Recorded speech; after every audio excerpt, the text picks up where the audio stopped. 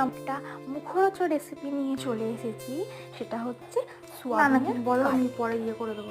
এই কাটলেটটা আমি কীভাবে বানাচ্ছি ঝটপট তোমরা দেখে নাও। প্রথমে সোয়াবিনটাকে 15 থেকে 20 মিনিটের জন্য ভিজিয়ে রাখতে হবে। সোয়াবিনটা ভিজে গেলে সেটাতে মিক্সির মধ্যে গ্রাইন্ড করে নিতে হবে বা পেস্ট করে নিতে হবে। তার মধ্যে একটা সেদ্ধ আলু দিতে হবে, দিয়ে ওই মিক্সিতে সোয়াবিন পেস্ট আর আলু সিদ্ধটাকে ভালো করে মেখে নিতে হবে নুন দিয়ে। মেখে নেওয়ার পরে তার মধ্যে আমি এবার কী কী অ্যাড করছি তোমরা দেখে নাও।